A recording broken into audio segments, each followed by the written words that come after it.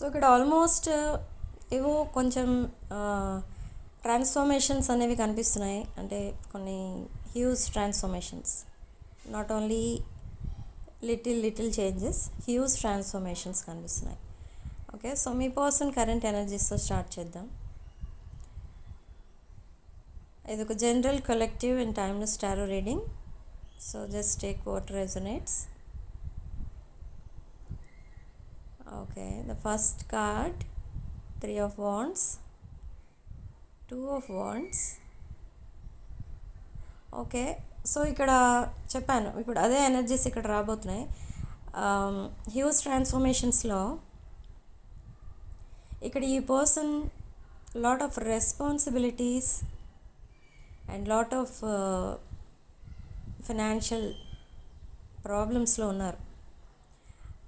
Maybe ఈ person వాళ్ళ family responsibilities కూడా మీ పర్సనే చూసుకుంటున్నారు. సో అలా ఇక్కడ కంప్లీట్గా ఫ్యామిలీ రెస్పాన్సిబిలిటీ మొత్తం మీ పర్సన్ది.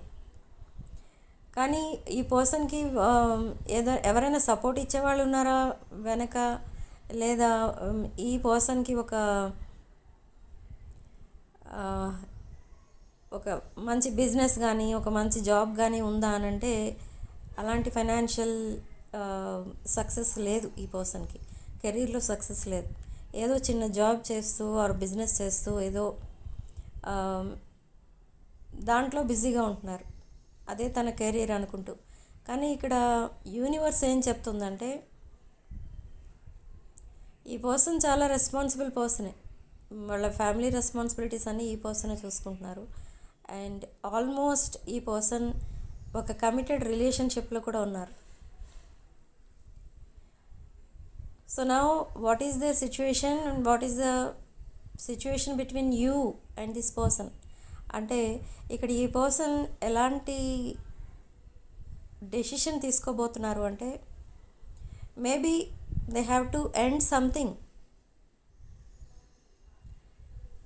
ఏదో ఒక సిచ్యువేషన్ ఎండ్ చేయాలి. ఇక్కడ ఇప్పుడు తనున్న ప్రజెంట్ సిచ్యువేషన్లో మేబీ తనకున్న ఆ ఫైనాన్షియల్ ప్రాబ్లమ్స్ ఏవైతే ఉన్నాయో అవి క్లియర్ చేయాలి అని అంటే ఒక సిచ్యువేషన్ ఎండ్ చేసుకుని ఇంకొక సిచ్యువేషన్ స్టార్ట్ చేస్తేనే ఈ పర్సన్లో లైఫ్లో మళ్ళీ పీస్ఫుల్నెస్ అనేది వస్తుంది అని డిసైడ్ అవుతున్నారు ఈ పర్సన్. అంటే they are planning to leave someone or something in their life.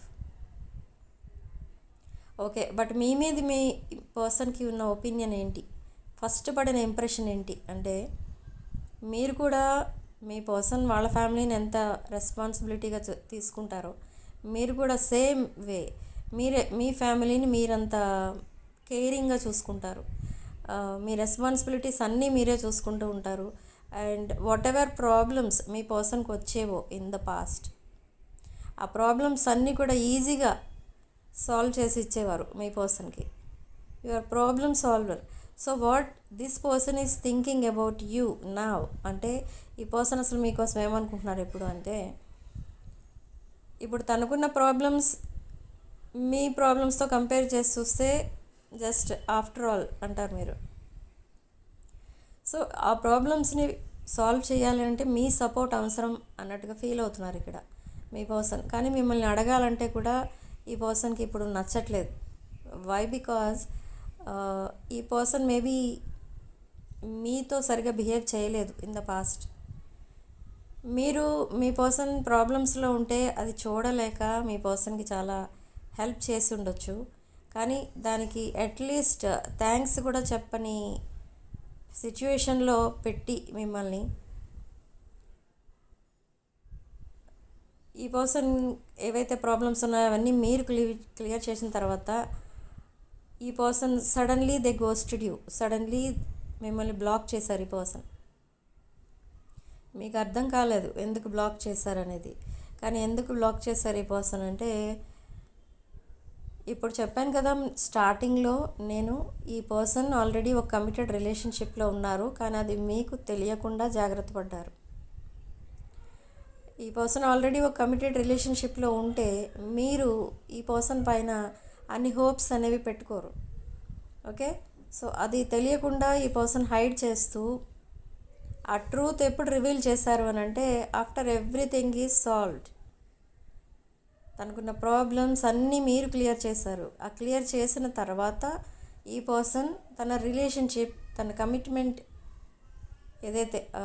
ఏదైతే తను కమిటెడ్ రిలేషన్షిప్లో ఉన్నారో ఆ రిలేషన్షిప్ కోసం మీకు అప్పుడు తెలిసేటట్టు చేశారు. ఈ పర్సన్ డైరెక్ట్గా చెప్పలేదు అది. ఈ పర్సన్ ఎవరి ద్వారానో మీకు తెలిసేటట్టుగా చేశారు. Or they posted some pics, or they posted some messages, or after knowing everything, after the truth is revealed, then this person agreed. So కొన్ని నిజాలు ఏవైతే దాచిపెట్టారో అవి మీకు ఇంకెవరి ద్వారానో తెలిసాయి. అప్పుడు మీరు అడిగితే అప్పుడు ఈ పర్సన్ ఓకే చెప్పి ఉండొచ్చు, ఎస్ అని ఉండొచ్చు, నాట్ ఓకే. సో అలా మీకు మీ పర్సన్ తను అసలు ఎందుకు హైడ్ చేశారు, ఎందుకు ఇలా మీతో బిహేవ్ చేశారు, ఓన్లీ ఫర్ మనీ మీతో ఇలా బిహేవ్ చేశారా, ఇదంతా మీరు అనేబుల్ టు టేక్ అనమాట. అంటే unable to digest that situation. But ఈ పర్సన్ అలా బిహేవ్ చేస్తారని మీరు అసలు ఊహించలేదు. కానీ సడన్లీ అది అలా జరిగింది మీ లైఫ్లో. అండ్ ఈ పర్సన్ ఒక ప్లాన్ ప్రకారం ఇదంతా చేశారా అన్నట్టు అనిపించింది మీకు. కానీ ప్లాన్ ప్రకారం చేయలేదు. ఇక్కడ మీ పర్సన్ ఎందుకు అలా బిహేవ్ చేస్తారు మీతో అంటే this is only one side love. ఇక్కడ అది కూడా మీ సైడ్ నుంచి. ఈ పర్సన్ జస్ట్ మిమ్మల్ని ఒక క్యాజువల్ రిలేషన్గా తీసుకున్నారు. ఎందుకంటే already they are in a committed relationship. ఈ క్యాజువల్ రిలేషన్ని మీరు సీరియస్ బాండింగ్ అనుకున్నారు. బట్ నౌ ఇప్పుడు మీకు అర్థమైంది ఇప్పుడు సిచ్యువేషన్ ఏంటి అనేది. ఈ పర్సన్ ఎవరితో సీరియస్ రిలేషన్లో ఉన్నారు, ఎవరిని క్యాజువల్గా తీసుకుంటున్నారు, ఇదంతా ఇప్పుడు మీరు అర్థం చేసుకుంటున్నారు. But now what this person is thinking, మిమ్మల్ని మీ మంచితనాన్ని వీక్నెస్గా తీసుకొని ఇక ముందు మీతో మైండ్ గేమ్స్ కానీ మ్యానిపులేషన్ కానీ ఇదంతా వద్దు. They don't want to like some kind of చీటింగే అది. మీరు ఒకటి అనుకుంటున్నారు, మీ పర్సన్ ఒకటి అనుకుంటున్నారు అన్నప్పుడు మీ పర్సన్ నిజం తెలిసినా కూడా చెప్పలేదంటే అది సమ్ కైండ్ ఆఫ్ చీటింగే. సో మీరు అదే అనుకుంటున్నారు, ఈ పర్సన్ ఈజ్ ఎ చీటర్ అని అన్నట్టుగా చూస్తున్నారు మీరు. But still you are talking, ఇద్దరు మాట్లాడుకుంటున్నారు. కానీ మీకు మీ పర్సన్ పైన ఇంప్రెషన్ కంప్లీట్గా చేంజ్ అయిపోయింది. బట్ ఆ ఇంప్రెషన్ మళ్ళీ ఎప్పుడు మామూలు అవుతుంది, మీ నమ్మకం మళ్ళీ ఎప్పుడు వస్తుంది ఈ పర్సన్ అన్నట్టుగా ఈ పర్సన్ వెయిట్ చేస్తున్నారు. మీరు మళ్ళీ చేంజ్ అవ్వాలి, మళ్ళీ మీరు తన లైఫ్లోకి రావాలి అండ్ మీతో కమిట్మెంట్ కోరుకుంటున్నారు ఇప్పుడు ఈ person. Now they want to end that past relationship or past situation or past whatever may be their past. ఆ పాస్ట్ని వదిలేసి ఈ పర్సన్ మీ కమిట్మెంట్ ఇవ్వడానికి ట్రై చేస్తున్నారు ఇప్పుడు. బట్ వై యూ, ఇప్పుడు ఎందుకు మీరెందుకు కావాలి ఇప్పుడు అనుకుంటే, ఇక్కడ ఒక పాస్ట్లో వచ్చిన ప్రాబ్లమ్స్ అన్నీ మీరు సాల్వ్ చేశారు. బట్ ఇప్పుడు ఆల్రెడీ మళ్ళీ ఇంకా ప్రాబ్లమ్స్ తన చుట్టూ క్రియేట్ చేసుకుని కూర్చున్నారు ఈ పర్సన్. సో మళ్ళీ అక్కడ ప్రాబ్లమ్ సాల్వర్ ఎవరంటే మళ్ళీ మీరే. సో మళ్ళీ మీ హెల్ప్ కావాలి ఈ పర్సన్కి. కాబట్టి ఇప్పుడు ఇది సెకండ్ ఛాన్స్ మీరు మీ పర్సన్కి ఇవ్వబోయేది. సో ఈ సెకండ్ ఛాన్స్లో మిమ్మల్ని ఏ విషయంలోనూ బాధ పెట్టకూడదు, ఏ విషయంలోనూ మీకు అబద్ధాలు ఇలాంటివి ఏం చెప్పకూడదు. No mind games, no gaslighting, okay, no lying, cheating, ఇదంతా ఏమొద్దు.